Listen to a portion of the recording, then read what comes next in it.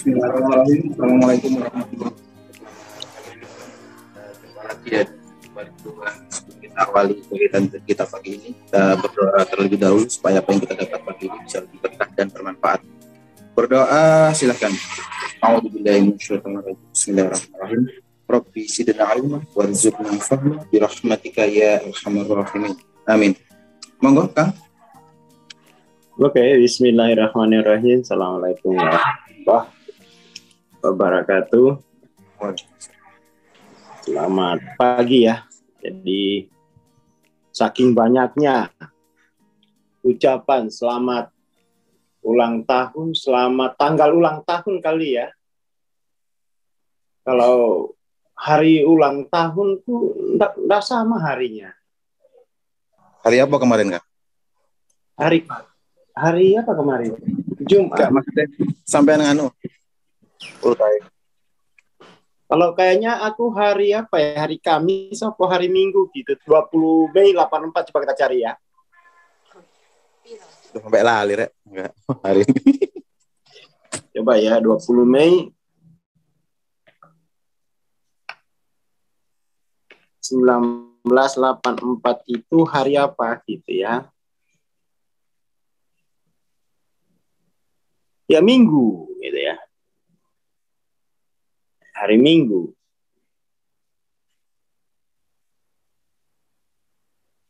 Jadi agak bingung saya kalau hari ulang tahun, hari tanggal ulang tahun yang benar itu.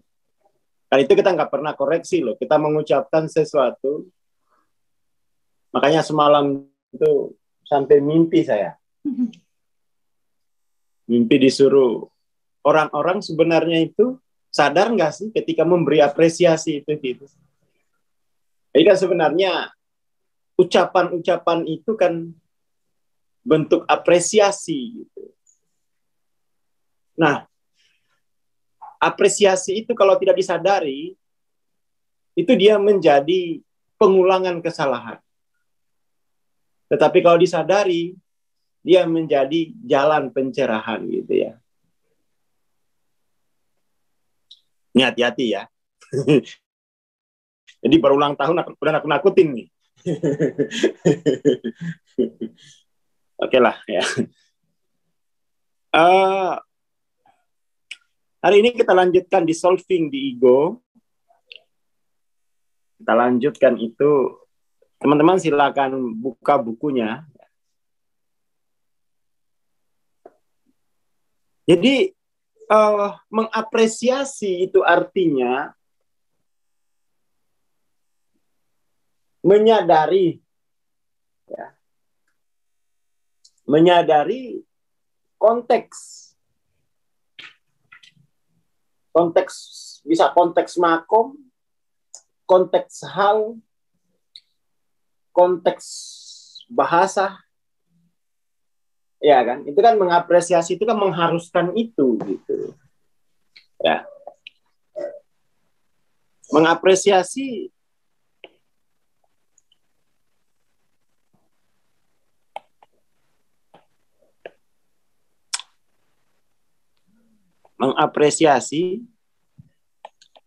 mengharuskan, menyadari konteks makom, konteks hal, konteks bahasa. Dalam bahasa ini dah dimuat lagi konteks ruang, konteks waktu. Baru kan ucapin selamat ulang tahun. Jadi masalah malah. Sampai mimpi gitu ya. Sampai mimpi sama mimpi guru saya. Itu dijelasin nih, hari-hari itu ngucapin selamat ulang tahun itu jangan-jangan hanya untuk memperkuat kesalahan, tidak menghasilkan kebenaran gitu kan ya. Jadi masalah itu. Aduh. Nah, Minggu Pahing gitu ya.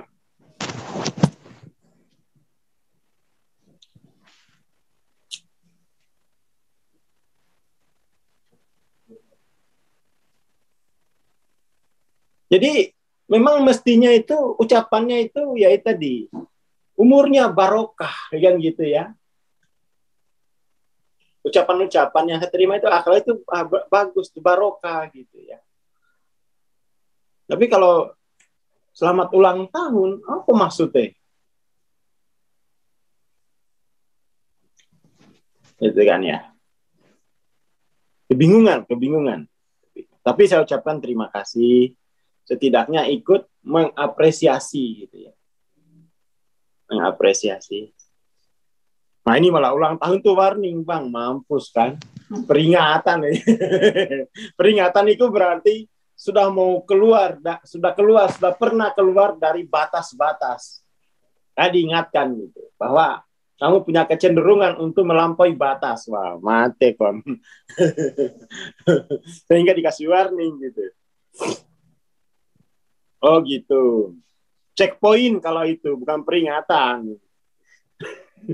Bukan warning, tetapi ulang tahun itu adalah titik checkpoint gitu ya. Kalau maksudnya ini gitu. Kalau peringatan tuh berarti sudah terlihat kecenderungan kuat untuk keluar dari batas, maka harus diperingatkan kan gitu. Tapi kalau maksudnya untuk ngecek itu checkpoint gitu ya. Oh maksudnya itu bang. Aduh. Baru mulai udah bikin gara-gara kita ini ya.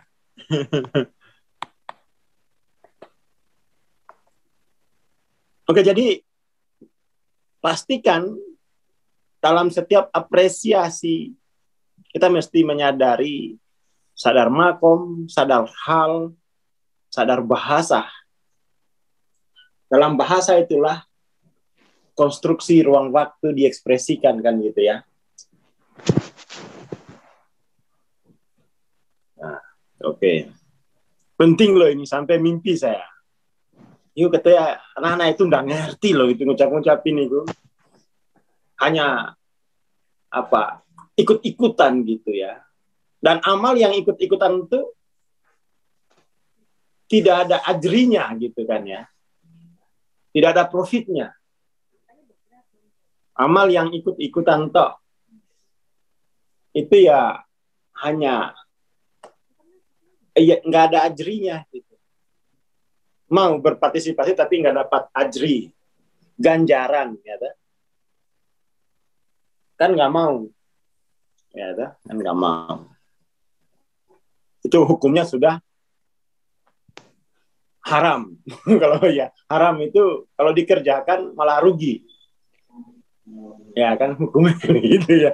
Kalau di agama itu agak kalau dikerjakan malah rugi gitu. Kalau nggak dapat ajri kan rugi. Ya kan? Oke ya. Moga-moga. Ya ini ya. Karena begini gitu ya. Ada yang disebut dengan latah ya. Latah. Apa semalam latah itu ya? Malam aku habis ngaji latah ya. Jadi kelataan itu adalah kesadaran apa?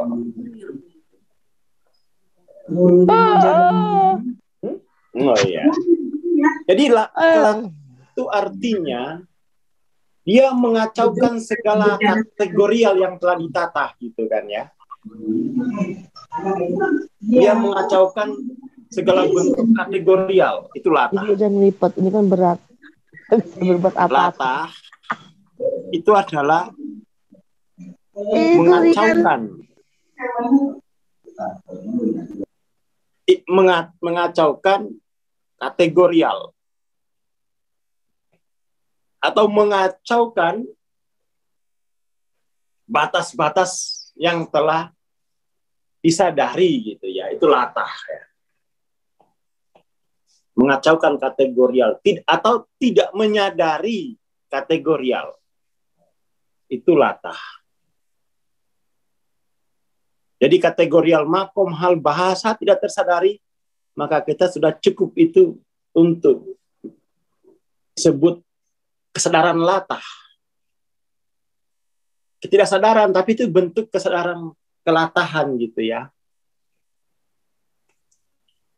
Nah, teman-teman, nyesel aku kemarin ucapin selamat ulang tahun Bang. Mau jadi bahan kuliah. Nggak apa-apa kan, namanya juga kebangkitan.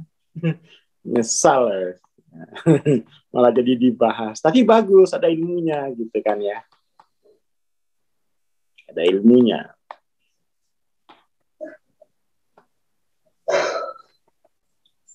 Jadi ada kebutaan pada kategorial, itulah latah gitu ya.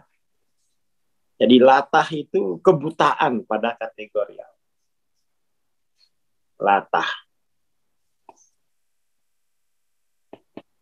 Kebutaan akan kategorial.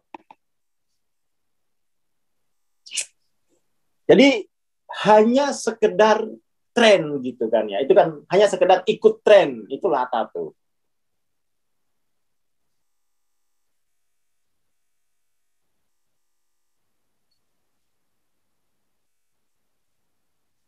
Jadi hanya sekedar ikut tren, hanya sekedar ikut orang banyak. Padahal orang banyak tidak menjadi ukuran benar gitu. Orang banyak itu menjadi prisma untuk mengenal diri sendiri gitu. Ya kan? Oke itu ya. Jadi paling tidak apresiasi itu apa? Latah latah itu juga sendiri gitu ya.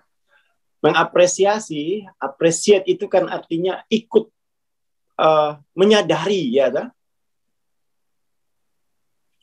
Ikut menyadari. Konteks makom, hal dan bahasa atau bahasa itu udah bentuk ini ya. Bentuk dalam ruang waktu.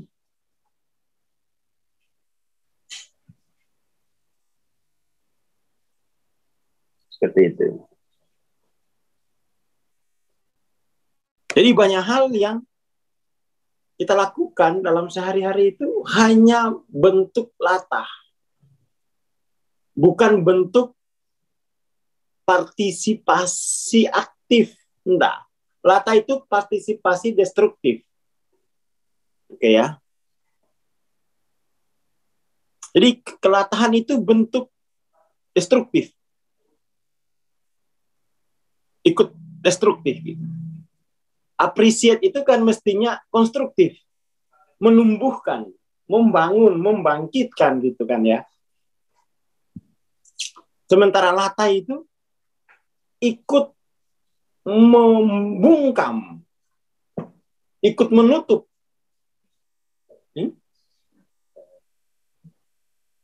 Ikut menutup. Ikut ngecor kebenaran kan gitu ya. Ikut ngecor. Tidak akan tumbuh lagi itu. Karena sudah latah. Latah secara personal maupun latah dalam konteks kebudayaan itu berbahaya sekali. Melestarikan ya toh. Latah itu melestarikan kehancuran gitu ya. Melestarikan kegelapan.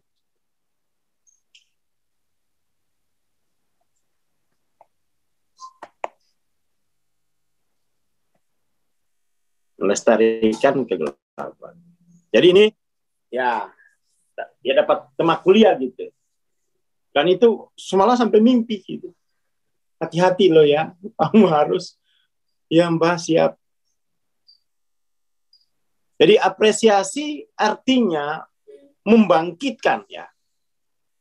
Membangkitkan kebenaran dan itu mensyaratkan kesadaran pada konteks itu batas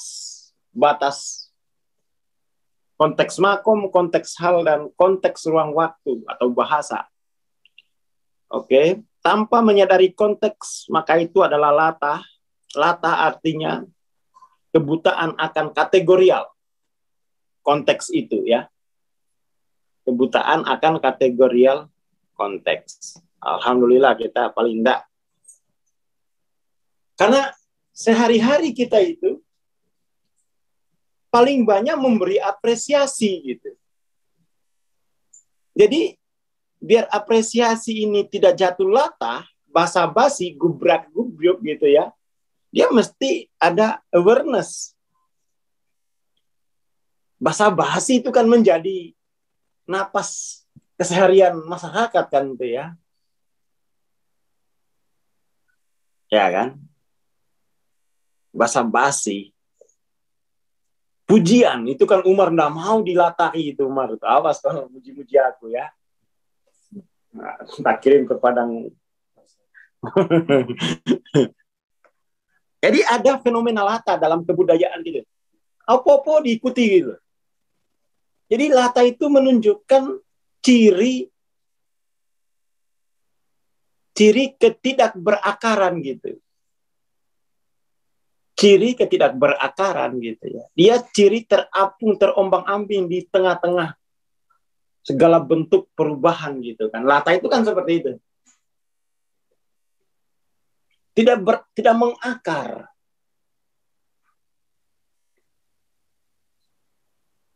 Tidak memiliki akar kedirian. Makanya di kampung itu udah kenal dia. Happy birthday itu. Ada kita akar ini katanya. Diperiksakan dalam segala macam kosmologinya, dalam falsafahnya, nggak bisa kita ikut mengapresiasi ini gitu. Karena apa? Nggak ada akarnya sama sekali gitu. Nggak ada akarnya kita itu. Ini akar apa gitu? Ya lah. Di Amerika ada Halloween, di sini juga lebih Halloween daripada Amerika gitu kan. Ini opo gitu ya. Ini apa maksudnya? Ternyata itu fenomena kehampaan eksistensi gitu kan ya. Fenomena kehampaan source of self.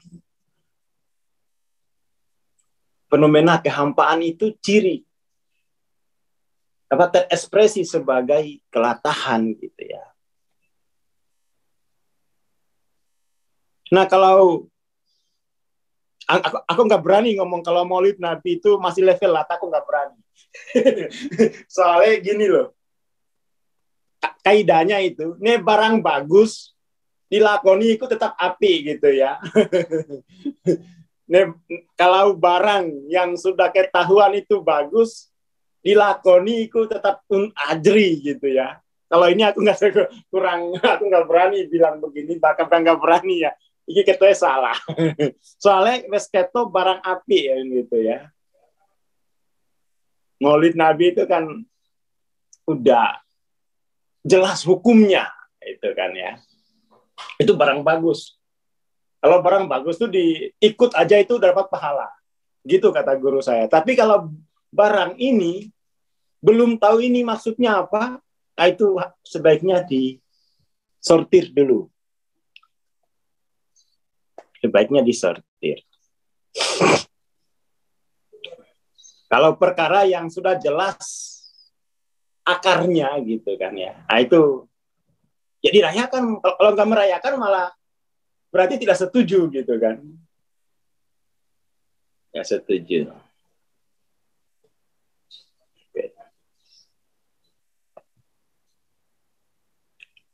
Oke lah, itu soal happy birthday-an tuh ya. Hati-hati, mana apresiasi, mana bentuk kelatahan gitu ya. Jadi, dan saya kira ini bukan hanya hari ini, kita kan setiap tahun tuh banyak sekali perayaan. Ya, tuh, banyak sekali perayaan dan kita tidak skrutinisasi ya. Skrutinisasi ekspresi itu. Mana apresiasi, mana latah. Latah ini justru memperkuat ego gitu kan ya. Sementara apresiasi itu memperkuat integritas. Oke ya, jadi latah ini memperkuat ego. Apresiasi memperkuat integritas.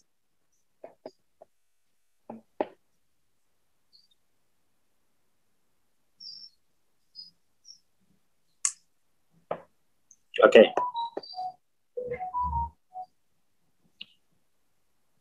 Nah, ini pas ini ya, babnya ini. Wah, cocok berarti mimpinya semalam. Kita lihat, silakan dilihat bukunya di halaman 33 di PDF saya. Kalau di bukunya itu teman-teman di halaman berapa tuh? Tolong dioret-oret.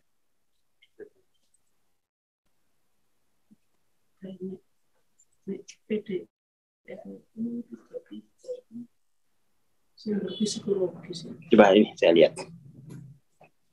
Coba ya, saya lihat Kak.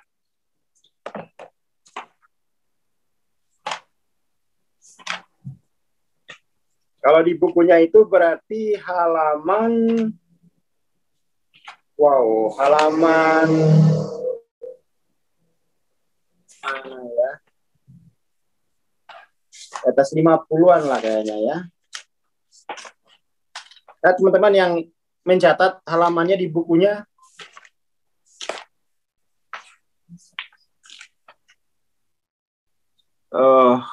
sifat ego ya.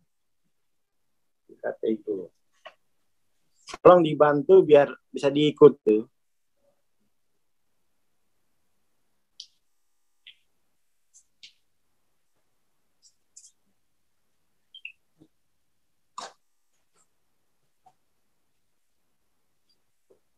Jadi lata itu memang kalau lata itu dilakukan secara kolektif dan tidak ada yang menyadari dampingi, itu memperkuat ya, memperkuat kegelapan. Kalau lata itu di depan orang alim itu diperbaiki itu, malah menjadi titik tolak pencerahan gitu kan ya. Seperti itu.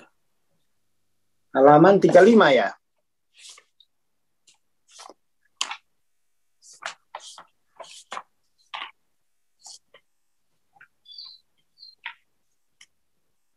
Oke, ini halaman 35 ya. Terima kasih. Ini Pak Suhadi ya. Yang lain di ini juga ya, dicatat juga.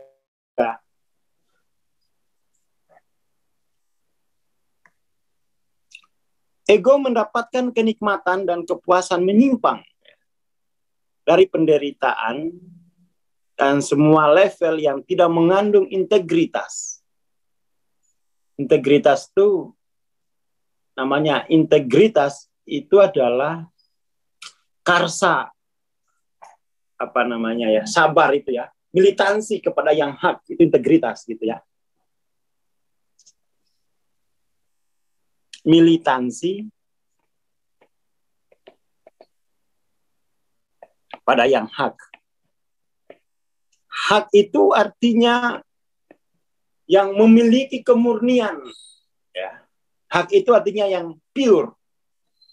Itu hak yang pure. Pure itu sesuatu yang murni pada dirinya sendiri, yang tidak perlu di branding, tidak perlu pakai copywriting, ya kan? Tidak perlu pakai merek untuk di branding gitu ya. Dan siapapun yang masuk kepada yang murni ini, maka dia akan dalam kemurnian itu, kalau ada yang tidak murni, maka dia akan terkelupas dan terlempar gitu ya. Itulah cemburu itu. Jadi kecemburuan itu seperti itu. Ketika sesuatu yang belum murni masuk ke dalam yang murni, dia akan tertolak. Tetapi tertolaknya itu setelah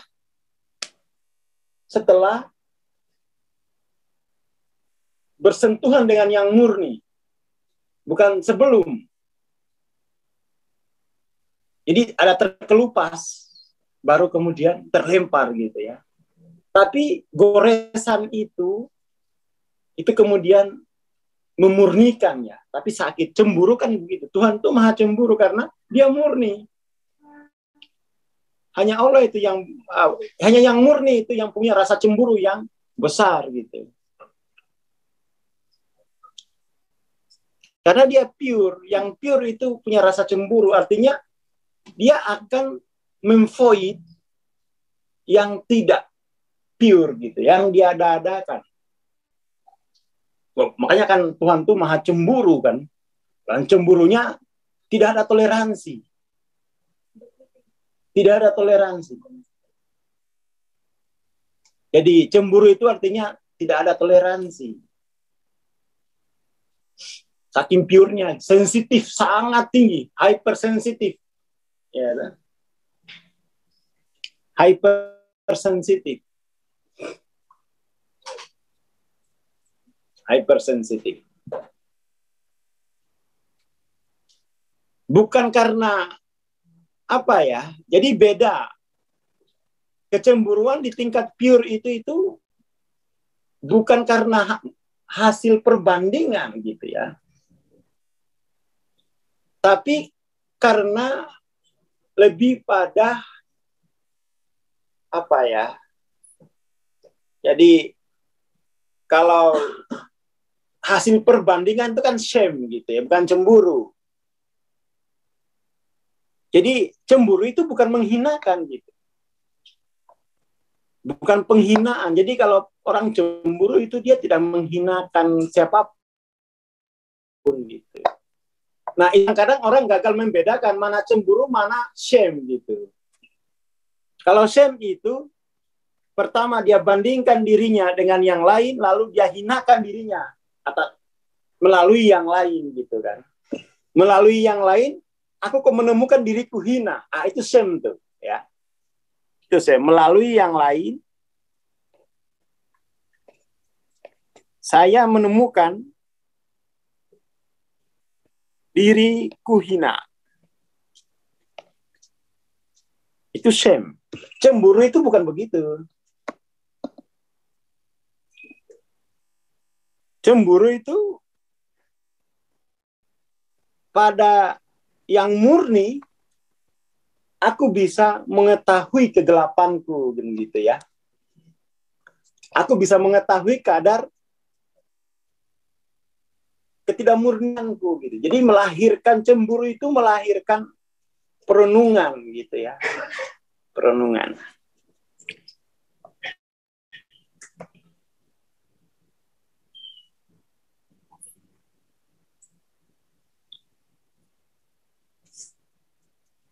Yang negatif itu shame sebenarnya. Cemburu itu enggak negatif cemburu itu. Enggak negatif. Cemburu itu melahirkan apa? Ya, kalau orang cemburu itu dia apa ya? Itu kan bentuk ekspresi kasih sayang yang murni sebenarnya.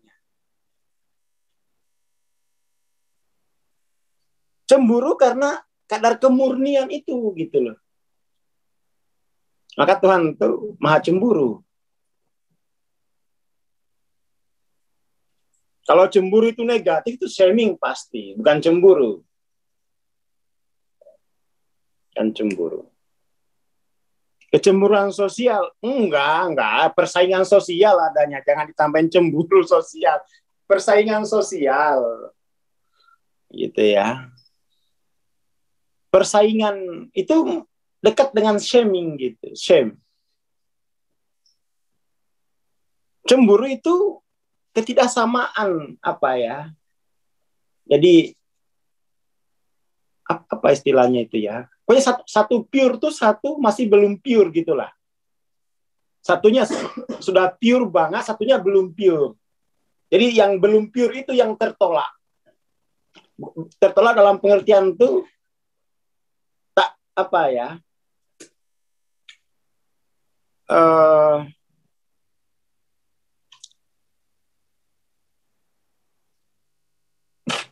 Apa istilahnya ya? Tertolak itu bukan berarti ditolak, tertolak. Ya. Tertolak itu bukan ditolak gitu. Bisa dibedain kan? Terhukum dan dihukum bisa dibedain kan ya?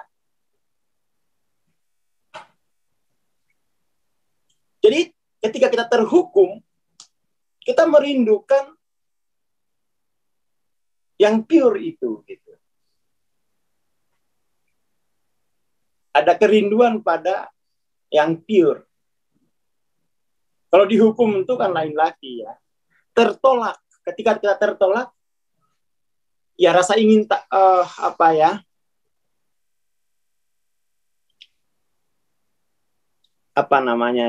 kalau tertolak itu kita rasa ingin tahu, mencari syaratnya apa, ya kan?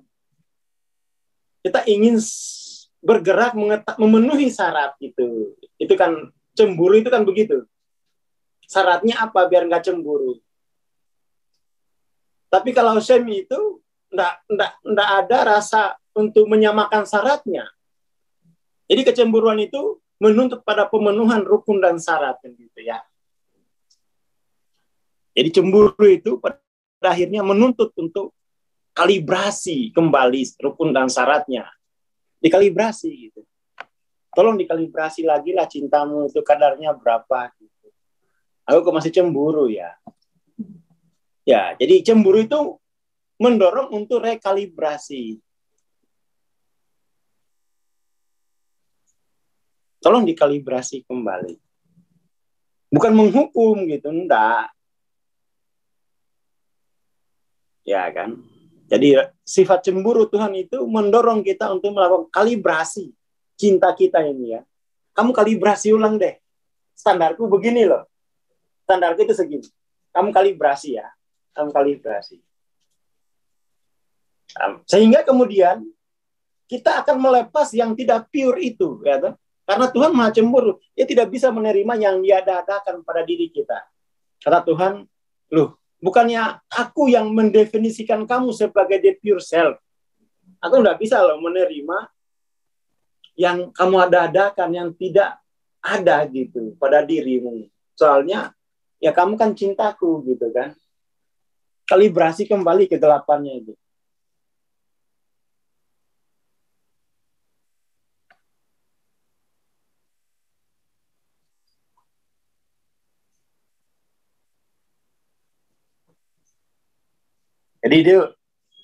Jadi memang sebaiknya orang punya rasa cemburu.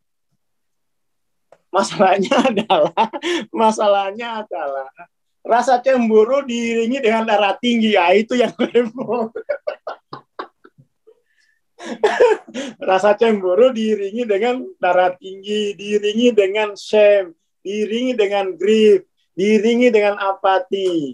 Ya bukan rasa cemburunya yang harus dihilangkan, tapi darah tinggi.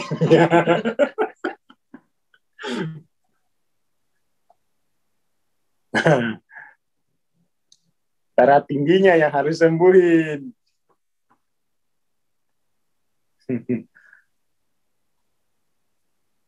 Darah tingginya.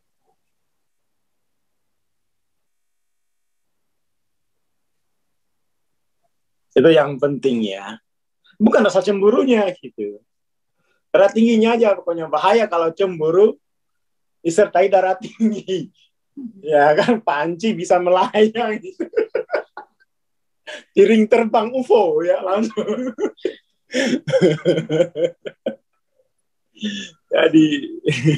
Jadi rasa cemburu itu merupakan tanda kemurnian gitu. Tapi itu membutuhkan emosi yang sehat gitu kan ya. Membutuhkan emosi yang sehat. Kalau enggak, udahlah. Kapal pecah wes. Tapi dengan alasan cemburu gitu kan. Dan saya kira di masyarakat kecemburuan itu diiringi dengan shame. Kebanyakan. Diiringi dengan shame.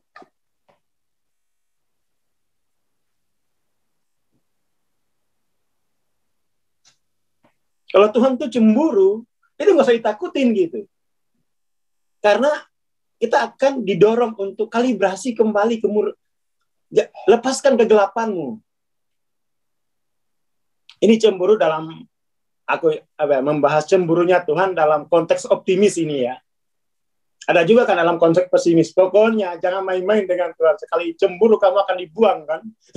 Itu dibuang gelapnya gitu. Oh, ini kebanyakan kan gitu ya. Kalau hati-hati ya orang tasawuf itu, pokoknya kalau buat Tuhan cemburu, kamu akan dibuang kegelapannya. Memang Tuhan punya darah tinggi kok, semuanya dibuang gitu. Memang Tuhan itu darah tinggi apa?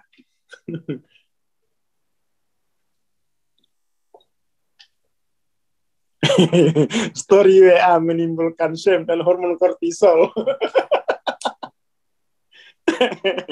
Mantap nih Mas Imam ya. Story WA sekarang gitu ya. Melalui story WA, shameku bergejolak gitu kan ya.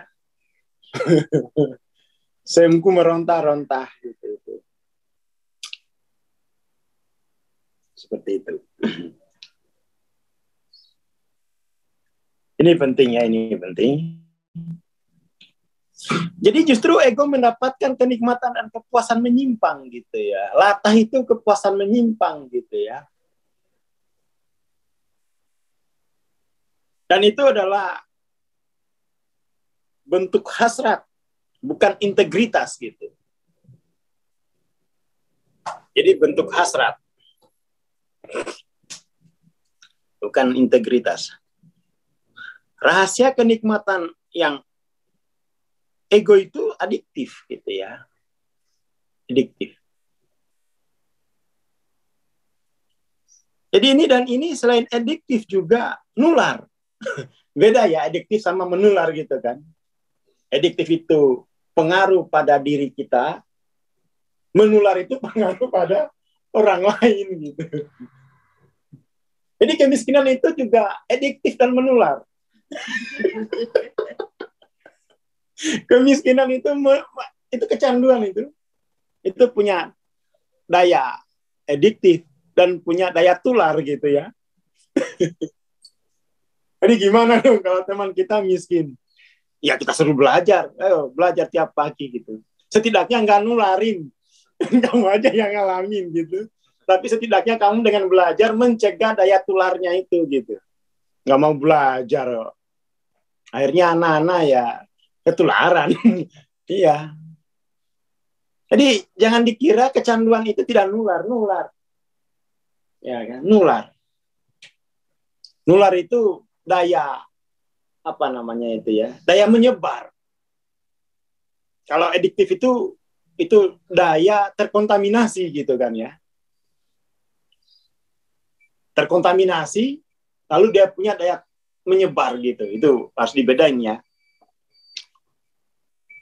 Jadi ini ada daya adiktif, daya terkontaminasi. Daya yang daya terkontaminasi gitu ya. Dan daya menyebarnya itu.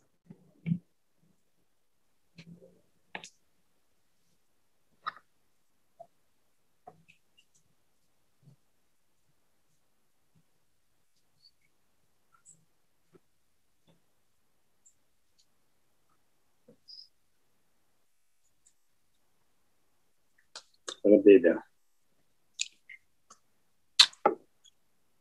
Hati-hati ya, hati-hati. Makanya ada istilah dosa jariah.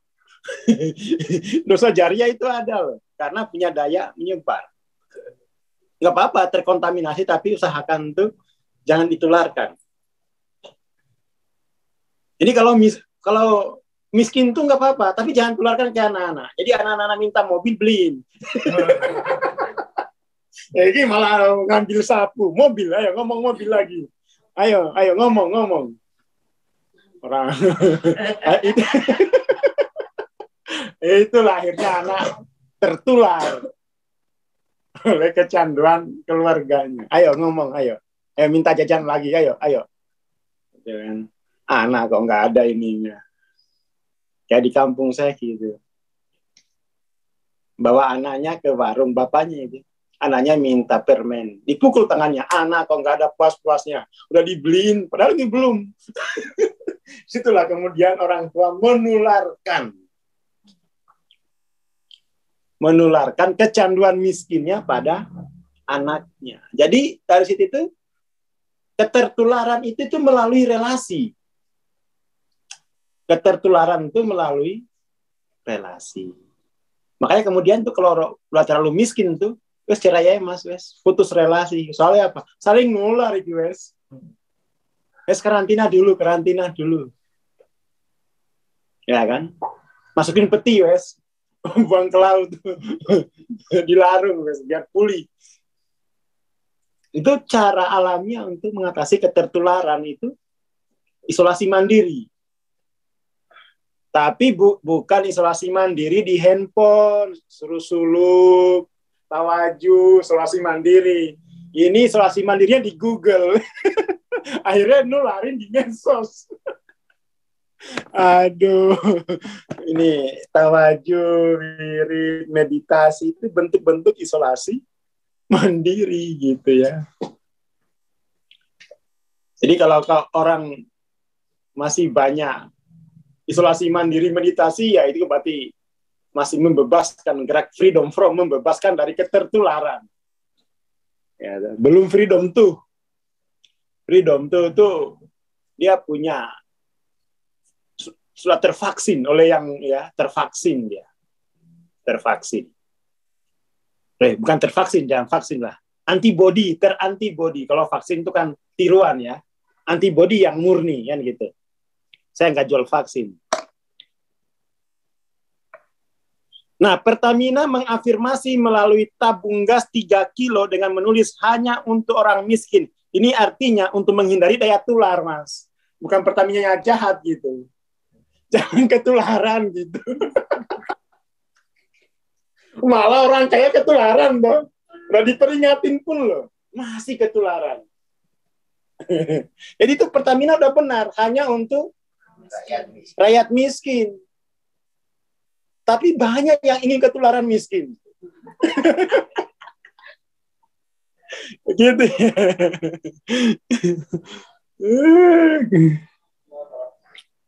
Ya, ini Pertamina sudah benar itu. Jangan ketularan. Jadi peringatan, segala macam peringatan itu bentuknya preventif. Ya kan? Namanya peringatan itu preventif. Ada teman saya tuh ya, Mas, asaslar, opo? Kayaknya loh kalau saya total di Quran itu, Tuhan itu kok rasa-rasanya banyak mengancam, banyak memberi peringatan gitu. Apa Tuhan sudah putus asa gitu, sehingga harus mengancam? Oh enggak, itu preventif. Kok bisa-bisanya preventif kamu baca keputusasaan gitu loh. Ya kan? Preventif namanya. Hanya untuk rakyat miskin. Hanya untuk yang ingin mati muda merokok itu. Ya kan? Karena melalui merokok potensi kematian itu bisa cepat teraktual gitu ya.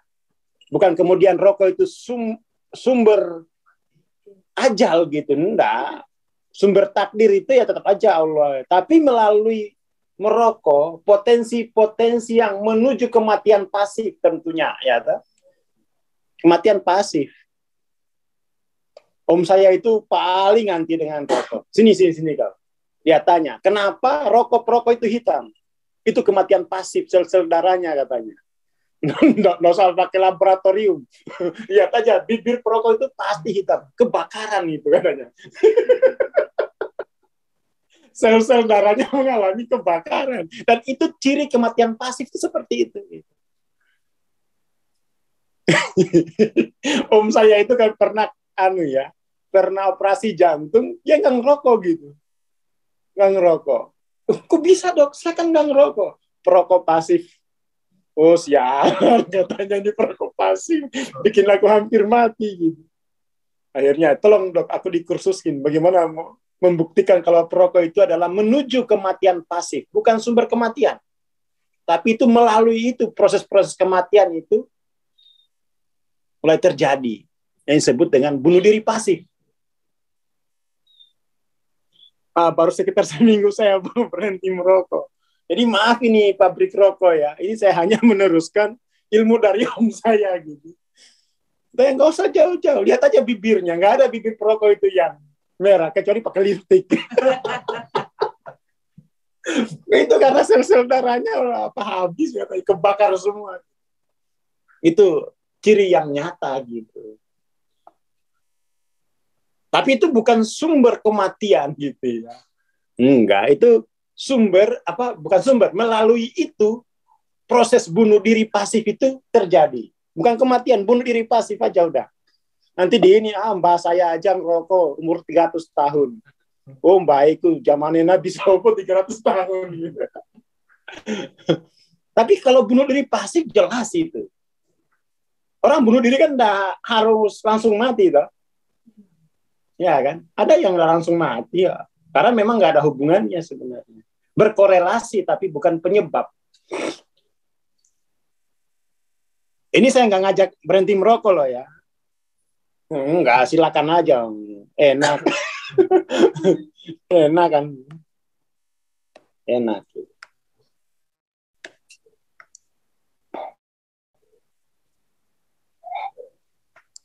Oke, ya itu. Jadi perhatikan daya kontaminasi dan daya sebarnya gitu kan ya. Daya kontaminasi. Jadi anti vaksin itu untuk mengatasi daya kontaminasi. Sementara social distancing itu untuk daya sebar gitu kan ya. Daya sebar. Untuk menghentikan mekanisme ini, kenikmatan imbalan ego harus diidentifikasi. Harus diidentifikasi. Ini wajib. Apa arti identifikasi? Terdefinisi. Setelah itu kemudian definisi ini diredefinisi melalui yang hak, melalui kebenaran. Jadi kebenaran itu hanya bisa melalui yang hak. Ya kan, kebenaran itu hanya bisa didapatkan melalui yang hak. Jadi yang hak itu adalah sumber kebenaran. Dan kita mendapatkan itu melalui yang hak. Itulah yang disebut dengan kita mesti mengakar pada yang hak untuk mengetahui kebenaran. Karena hanya melalui yang hak lah kita bisa mengetahui kebenaran. Artinya yang hak itu sumber. Ya, sumber.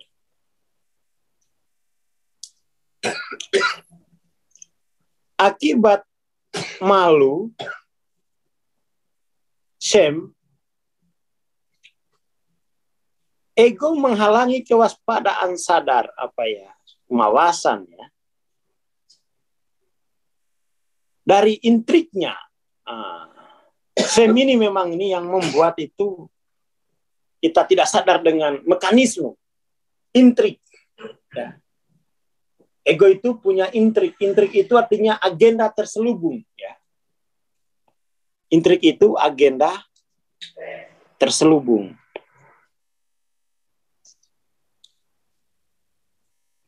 Jadi kalau kita tidak tahu agenda intriknya, itulah kemudian terjadi kebenaran terbalik. Agenda terselubung ini menghasilkan kebenaran terbalik bagi yang pure. Bagi yang tidak pure, ya benar gitu. Nggak terbalik apanya. Ya, toh? Agenda terselubung itu menghasilkan kebenaran terbalik. Nanti kita akan jelaskan nanti ya kebenaran terbalik ini di sesi jam 9 ya, 10 di Intel OC. Apa kebenaran terbalik gitu? Terbalik dari apa ke apa gitu ya.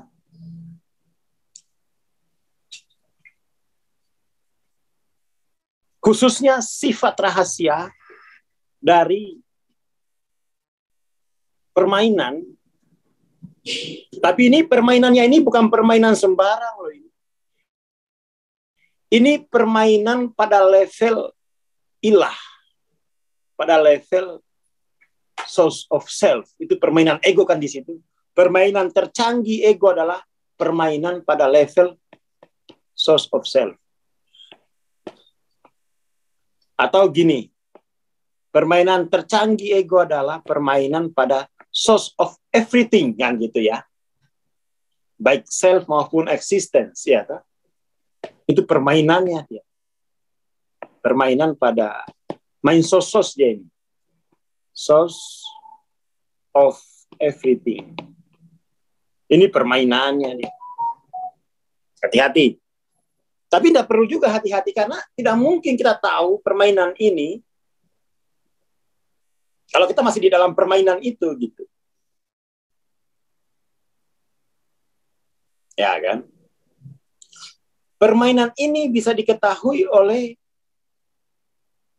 veterannya gitu ya. Jadi kita ini semua mantan veteran ini ya. Veteran tuh pensiunan. Terus pensiun gitu. Kalau belum veteran tuh nggak bisa tahu permainan cantik ini. Hanya veteran tuh yang mengerti. Ya. Veteran. Jadi kita perlu ini ya. Jadi hari ulang tahun tuh bisa dimaknai hari memperingati veteran itu ya. Ya, hari veteran.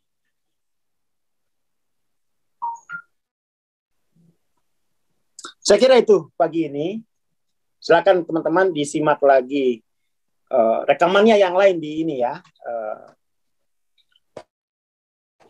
Rekamannya www.pc Institute. Diulang-ulang, ditambah dengan terus saja di definisi. Sehingga itu nanti kalau semakin banyak kuliah, semakin mampu membuat definisi, sehingga kemudian kategorial itu tuh tersadari gitu kan. Seperti itu.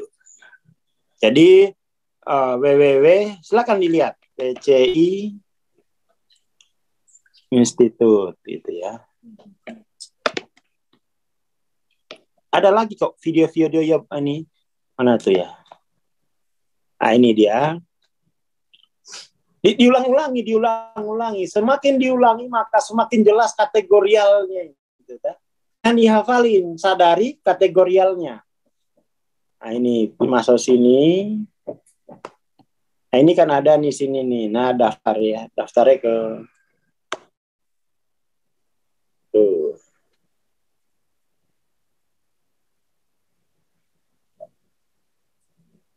Nanti daftar masuk.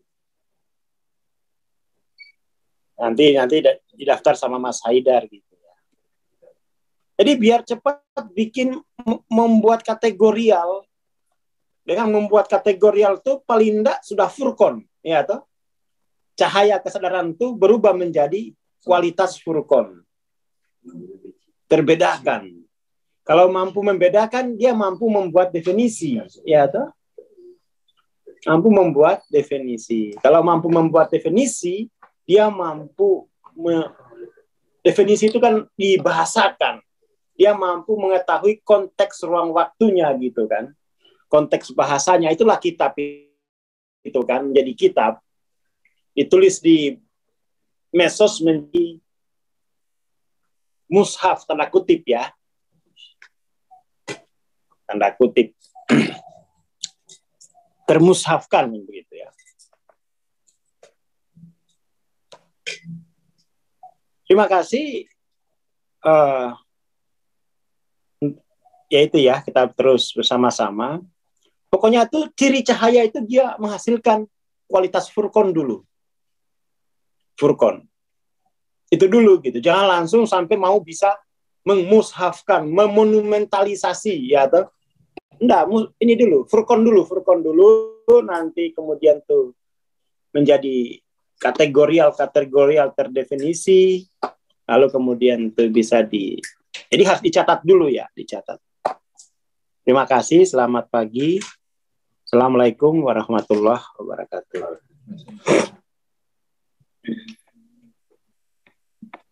Waalaikumsalam warahmatullahi wabarakatuh. Terima kasih Bang Aswad. Terima kasih teman-teman. Nanti jam 10 ya, hari ini MTLC-nya tuh teman-teman yang join. Kita bertemu besok insya Allah. Assalamualaikum warahmatullahi wabarakatuh.